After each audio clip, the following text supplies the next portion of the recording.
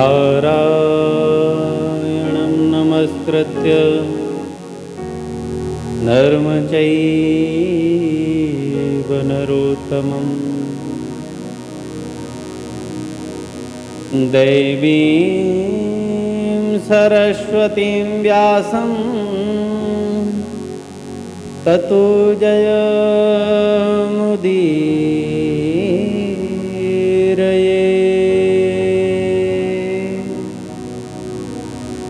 नारायण प्रातः स्मरणीय अर्चनीय वंदनीय परम पूज्यपाद अनंत विभूषित ममदेव श्री सदगुरुदेव भगवान के उन दिव्य श्री चरण कमलों में हमारा बार बार साष्टांग दंडवत प्रणाम स्वीकार हो एवं सकल ब्रह्मांडों में जहाँ तहाँ विराजमान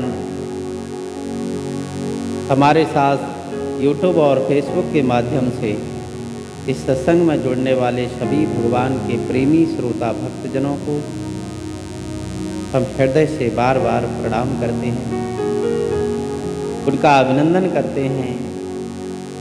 ये मनुष्य शरीर की सार्थकता तो इसी में है कि हम भगवान के भक्तों के बीच, संतों के बीच में अपना ज़्यादा से ज़्यादा समय बिताएं।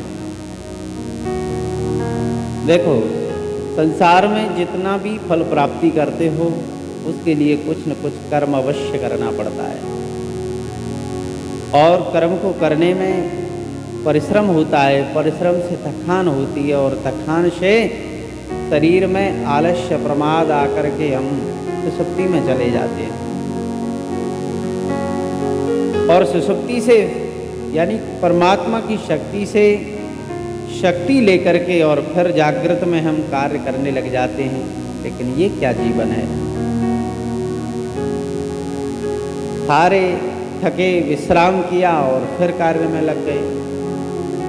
तो जो भगवान के सत्संग में भगवान के भक्तों के संग ज़्यादा समय व्यतीत करता है तभी जीवन की सार्थकता बताइए, क्योंकि ये जीवन जो है भगवान का दिया हुआ है। आज हम मोह में फंस करके जितनी चिंता करते हैं शरीर की और शरीर के संबंधियों की, तो जन्म से पहले ये संबंधी कहाँ थे? अव्यक्तादीन भूतानि व्यक्त मध्यान्ह भारत, ये सब प्रकट होने से पहले अप्रकट थे और बाद में भी ये अप्रकट हो जाएंगे। तो जो पहले नहीं था बाद में नहीं रहेगा, बीच में केवल मोह के कारण, भ्रम के कारण ये मालूम पड़ रहा है। तो इस मोह में फंस करके हम शरीर की बहुत सारी सुरक्षा करने लग जाते हैं, लेकिन गर्भ में किसने रक्षा की? जन्म लेकर के आए तो आंखें बंद आई।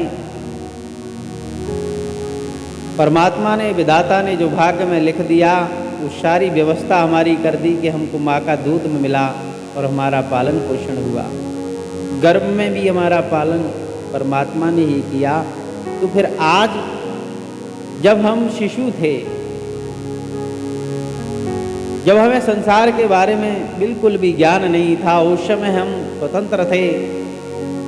लेकिन आज जब हमने अपनी याद संभाली और हम अपने आप को कहने लगे कि हम बड़े हैं, हम पढ़े लिखे हैं, हम ज्ञानवान हैं, लेकिन ज्ञानवान काहे के?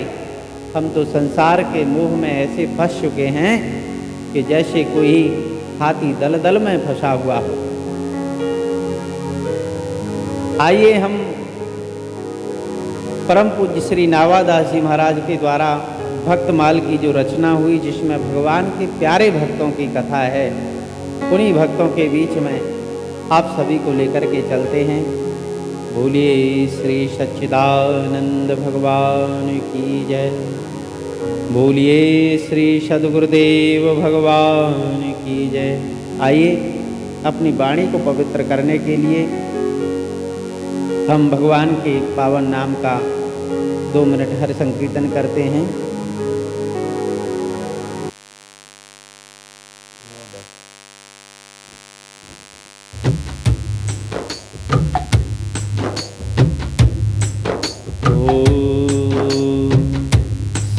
कृष्ण गोविंद हरे मुरारी, हे हे नाथ नारायण वासुदेव, श्री कृष्ण गोविंद हरे मुरारे।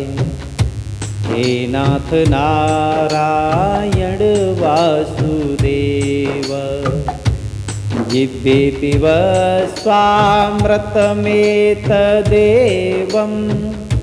जिह्वे पिब स्वामृतमेतदेवं,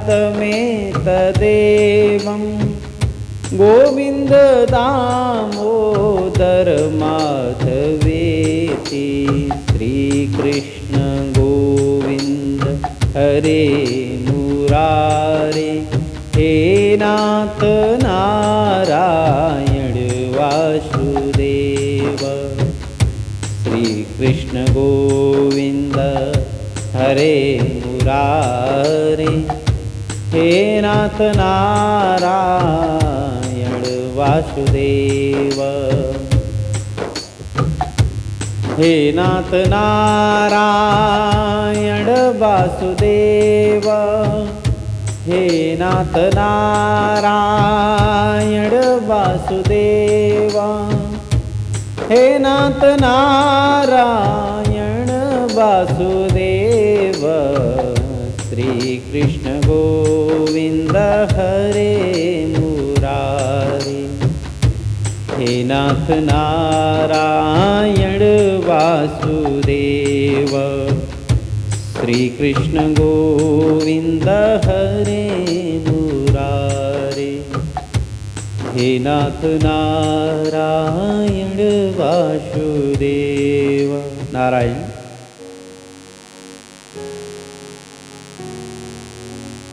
तो आइए आज हम भक्तराज गजेंद्र की कथा श्रवण करेंगे, जो बहुत सारे हाथियों का राजा था, बहुत सारी संपत्ति, बहुत बड़ा परिवार, उसके पास बहुत ऐश्वर्य था। संसार में हम यश, ऐश्वर्य, पद, प्रतिष्ठा, अपनी पत्नी, अपने पुत्र, अपने परिवार, अपने कारोबार से ही जुड़े रहते हैं। यही भक्तराज गजेंद्र के पास भी सारी संपत्ति थी। क्षीर सागर में एक पर्वत है जिसका नाम त्रिकूट है।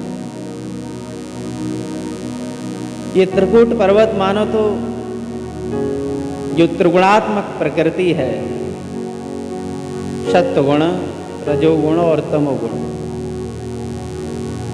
ये जो गुण हैं ये आपस में बदलते रहते हैं। ये प्रकृति में क्षोभ है, बदलाव है। तो जो तीन गुणों में रहता है उसको ये माया बार बार धकेलती रहती है, जन्म जन्म इसको इधर उधर योनियों में भटकाती रहती है। बहुत सारे जीवन में उसके कष्ट भी आते हैं। ऐसे ही ये गजेंद्र, जो बहुत सारे हाथियों का राजा था, ये क्षीर सागर में स्थित त्रिकूट पर्वत पर रहता था। उस त्रिकूट पर्वत की चौड़ाई, लंबाई, ऊंचाई बताते हैं कि 10,000 योजन ऊंचाई, चौड़ाई, लंबाई, बहुत बड़ा पर्वत था। और उस पर्वत की तराई में भगवान वरुण देव, जो जल के देवता हैं, वो रहते हैं। घूमने फिरने के लिए आते हैं। उनका बहुत सुंदर बगीचा है जिसमें सभी प्रकार के फल और फूलों के वृक्ष और लताएं लगी हुई हैं, जो सभी ऋतुओं में एक समान फूल और फल देती रहती हैं। वहीं एक विशाल सरोवर भी था जिसमें सुंदर सुंदर कमल खिले हुए थे।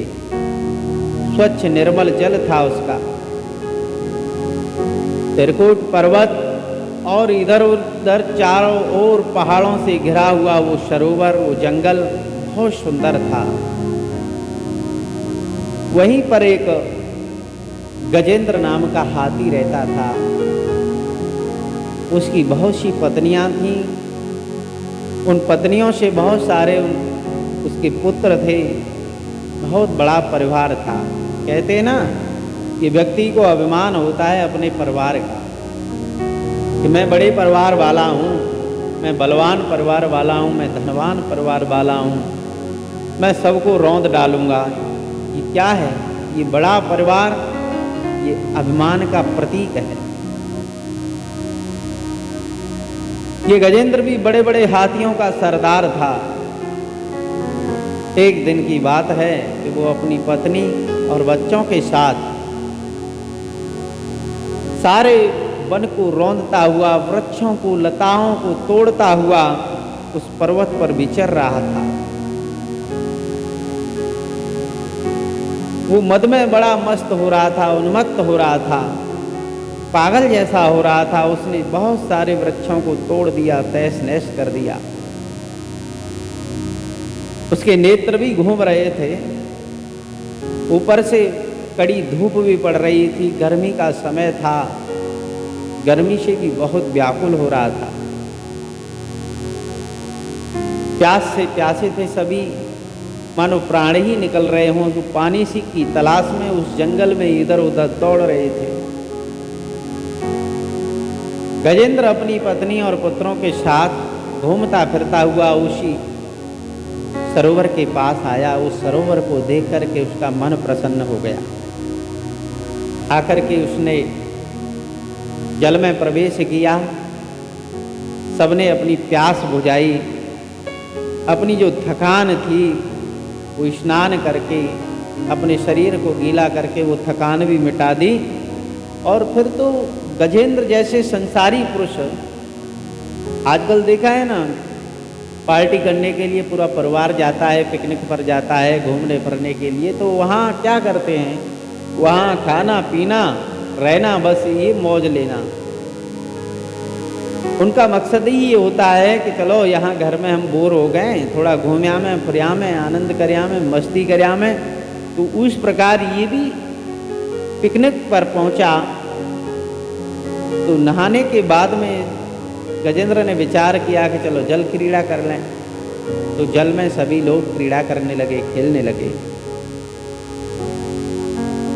जिस समय वो इतना उन्मत्त हो रहा था, इतना मद में डूब रहा था, तो वो अपनी पत्नी और पुत्रों के ऊपर सूंड में पानी भर के फेंकता है। कभी पत्नियां और पुत्र उसके ऊपर जल फेंकते हैं। इसी प्रकार उनको बहुत समय हो गया, जल में हलचल मच गई। उस सरोवर में जो कमल लगे हुए थे उनको तोड़ डाला। गजेंद्र को ये पता नहीं कि हमारे जीवन में बहुत सारी संपत्ति होने पर, बड़ा परिवार होने पर, बड़ा पद मिलने पर प्रभुता पाए काय मदनाई, ये जो अभिमान आता है, ये अभिमान ही हमको एक दिन धराशायी कर देता है। इस बात का अभिमानी पुरुष को ध्यान नहीं रहता। उसी समय एक बलवान ग्राह, जिसको मगरमच्छ कहते हैं, मगरमच्छ ने आकर के बलवान गजेंद्र का पैर पकड़ लिया। अब जल में जब पैर पकड़ा तो चिंगाड़ने लगा, चिल्लाने लगा, मुझे बचाओ, मुझे बचाओ। उसकी पत्नियां उसको खींचने लगी, उसके पुत्र भी उसको खींचने लगे, बाहर निकालने का प्रयास करते हैं, लेकिन ग्राह की शक्ति जल में ज़्यादा है। गजेंद्र तो जमीन पर रहने वाला जानवर है और जल में रहने वाला जो जीव है उसकी शक्ति ज़्यादा थी। तो ग्राह अपनी शक्ति को बढ़ाते हुए उसको जल के भीतर खींचने लगा। ये ग्राह क्या है? हमारे जीवन में जो ग्रह आते हैं ना, जो संकट आते हैं, वो केवल इसीलिए आते हैं कि हम उस संकट के समय में भगवान का चिंतन करें, भगवान को याद करें, उस सत्य को पहचानें। क्योंकि यहाँ सब समय के फेर से छूटने वाला है। यहाँ हम किस किस को प्रसन्न करेंगे, किसके लिए हम इकट्ठा करेंगे, सब कुछ एक दिन छोड़ करके जाना है। तो जब तक जीवन में किसी ग्रह का प्रवेश नहीं होता, किसी संकट का प्रवेश नहीं होता, तब तक ये अभिमानी जीव किसी को अपने बराबर नहीं समझता, ये सबको रौंद देता है। इस प्रकार जब पत्नियों ने देखा कि पति महाराज नहीं निकल पाएंगे तो उन्होंने कहा कि महाराज अब हम पुत्रों के सारे अपना जीवन जी लेंगे, आप मर रहे हो तो मर जाओ, क्योंकि आप बच नहीं सकते। पुत्रों से गजेंद्र ने कहा कि मुझे निकालो भाई।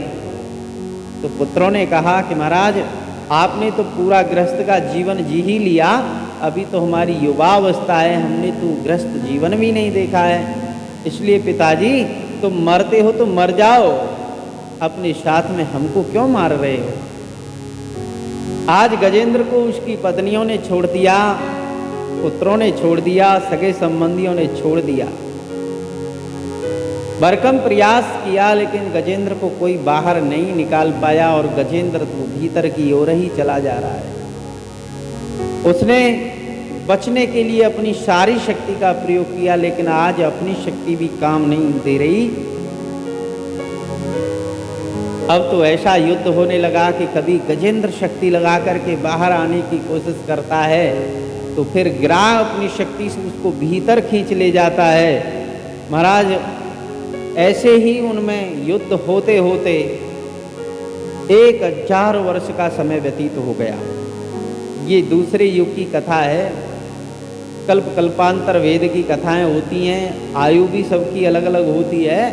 तो दूसरे युगों में आयु बहुत लंबी होती थी, इसीलिए 1000 वर्ष तक ये खींचतान चलती रही।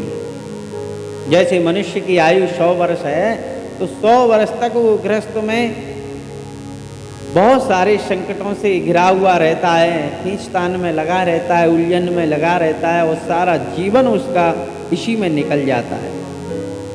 इसी प्रकार 1000 वर्ष बीत गए।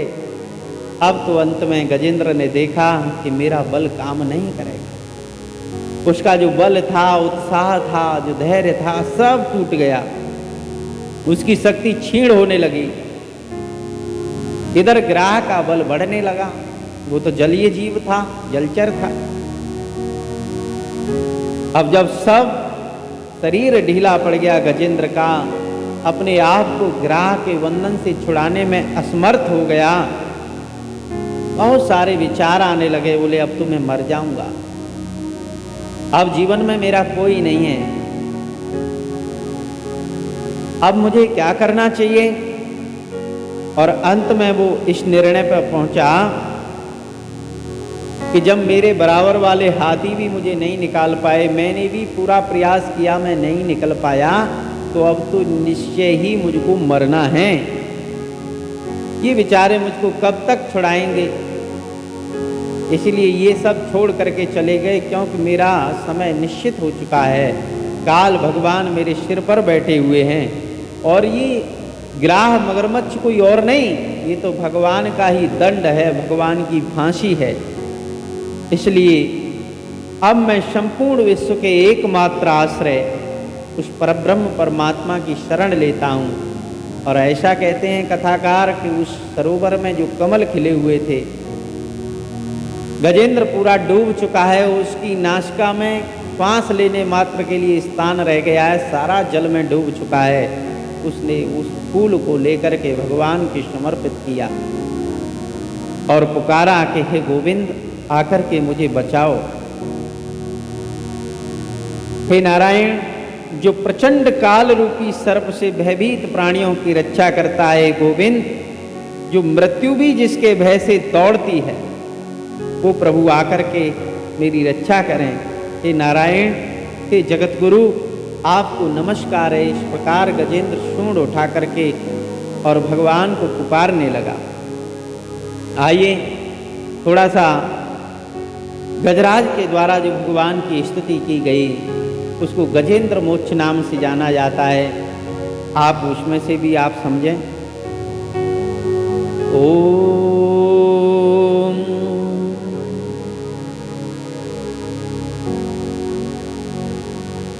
श्री सुखदेव जी भगवान कहते हैं कि राजन, इस प्रकार गजेंद्र भगवान का चिंतन करने लगा और भगवान का स्मरण किया कि ओम नमो भगवते तस्मै यत् एतच्चिदात्मकं पुरुषायादिबीजाय परेशाय विधीमहि यस्मिन् इदं यतस्येदं येनेदं येदं स्वयं योऽस्मात् परस्माच्च परस्तं प्रपद्ये स्वयंभुवम् यः स्वात्मनीदं निजमाययार्पितं क्वचित् विवादं क्वच तत्तिरोहितम् अविद्रक्साच्च वयं तदीच्यते स आत्ममूलो अवतमां परात्परा कालेन पञ्चत्वमिते सुकृत्स्नशो लोकेषु पालेषु च सर्वहेतुषु तमस्तदासीदगहनं गम्भीरम्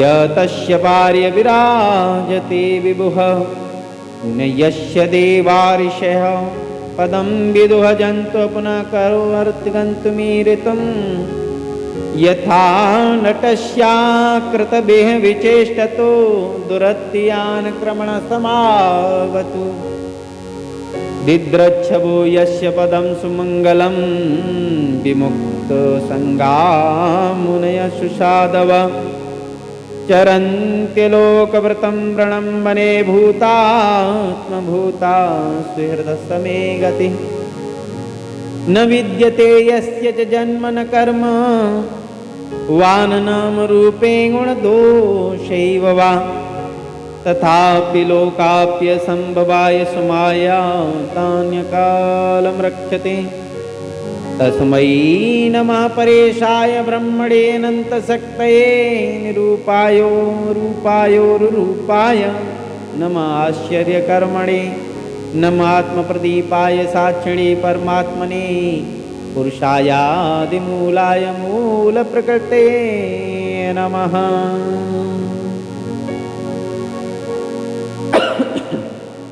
इस प्रकार गजेंद्र ने प्रार्थना की, प्रभु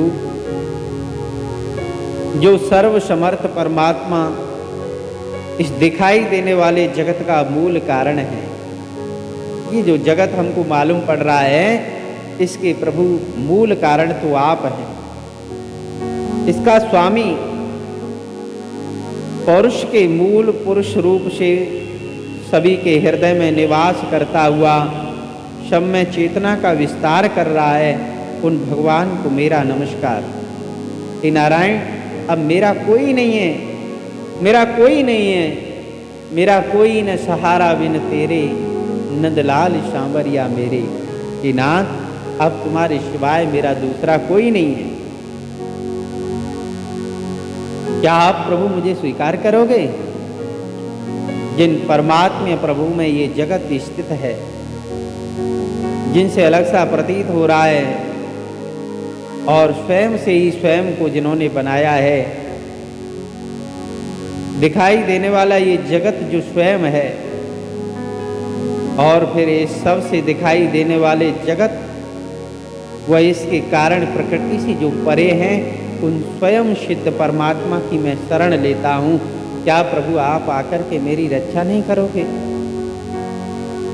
जिनकी माया से ये संपूर्ण प्रपंच जिनमें स्थित है, कभी मालूम पड़ता है, कभी नहीं भी मालूम पड़ता है, लेकिन वो सबके साक्षी हैं, उनकी दृष्टि ज्यों की त्यों बनी रहती है, जो सबके मूल कारण हैं, जिनका और कोई कारण नहीं है। समस्त कारणों के कारण परम सत्य प्रभु आकर के मेरी रक्षा करें। जिनके अधीनस्थ सारे लोकपाल हैं, सारे लोक हैं, वो नारायण, वो गोविंद आकर के मेरी रक्षा करें।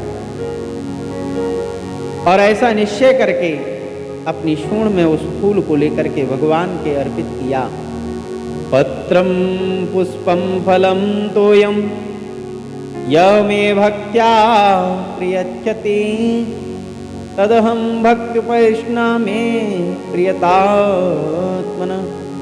हे नारायण, आप तो पत्ता, फूल, जल आदि से ही प्रसन्न हो जाते हैं। प्रभु, ये फूल मैं आपके लिए समर्पित कर रहा हूँ।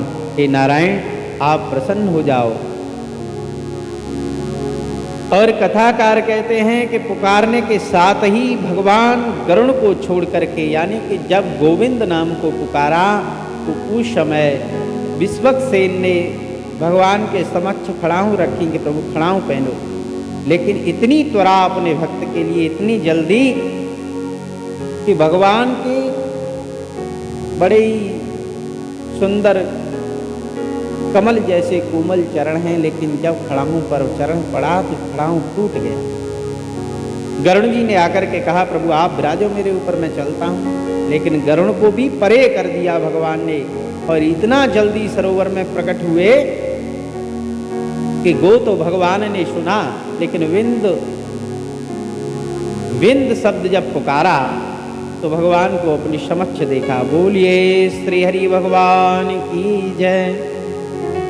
और ये किसी और का नहीं, उन्हीं परब्रह्म नारायण भगवान ने हरि अवतार ग्रहण किया। देखा कि अरे मेरा भक्त कैसे संकट में है कि इसका पैर भी किसी ने पकड़ रखा है, दृष्टि डाली तो ये ग्राह था। ये तो भक्त का भी भक्त है, जो संतों के भक्तों के चरणों की रज अपने मस्तक पर लगाता है, वो तो भक्तों का भक्त भगवान का अत्यंत प्रिय हो जाता है। तो भगवान नारायण ने सोचा कि क्यों ना पहले भक्त को ही मुक्त किया जाए, और भगवान नारायण ने अपना चक्र छोड़ दिया। ग्राह की गर्दन कट गई, ग्राह को मुक्त कर दिया। ग्राह को मुक्त होते ही गजेंद्र अपने आप ही बाहर निकल आया। भगवान का दर्शन पाकर के अज्ञान का जो बंधन बना हुआ था, अज्ञान का जो घेरा बना हुआ था, वो उसका मिट गया, क्योंकि परब्रह्म परमात्मा ज्ञान स्वरूप हैं, और ज्ञान के प्रकट होने पर अज्ञान की निवृत्ति हो जाती है। उसे तो भगवान का चतुर्भुज रूप प्राप्त हो गया और उसको सारूप्य मुक्ति प्राप्त हुई। भगवान ने उसको अपना पार्षद बनाया। पूर्व जन्म में भी ये गजेंद्र इंद्रधुम्न नाम का राजा था, जो दुर्वासा ऋषि के श्राप के कारण इस जन्म में ये मदमत्त हाथी बना। लेकिन भगवान की कृपा है कि भगवान के लिए जो साधना की जाती है वो साधना व्यर्थ नहीं जाती, वो हमारे जन्म जन्मांतरों में हमारे काम आती है, उनको शक्ति प्रदान करती है। और ये जो ग्राह था ये भी पूर्व जन्म में हुहु नाम का गंधर्व था, आज भगवान ने दोनों को मुक्त कर दिया। ये गजेंद्र मोक्ष की कथा जो श्रवण करता है उसके भी सारे त्रिताप संकट निवृत्त हो जाते हैं और परमानंद की प्राप्ति होती है, भगवान का प्रेम उस भक्त को मिलता है। इसलिए गजेंद्र मोक्ष की कथा आज आपने श्रवण की, तो इसमें भक्त गजेंद्र की और भगवान की जो 24 अवतार हैं उनमें से श्री हरि अवतार भगवान का गजेंद्र की मुक्ति के लिए हुआ। इसी के साथ हम अपने इस भक्तमाल की कथा में आप सभी भक्तों से विदा लेते हैं, और आप सभी हमारे इस वीडियो को दूसरे लोगों में शेयर करें, दूसरे भक्तों के पास पहुंचाएं, और अपनी कमेंट भी इसमें लिखें कि आप इस वीडियो में और क्या सुधार चाहते हैं। नारायण नारायण नारायण।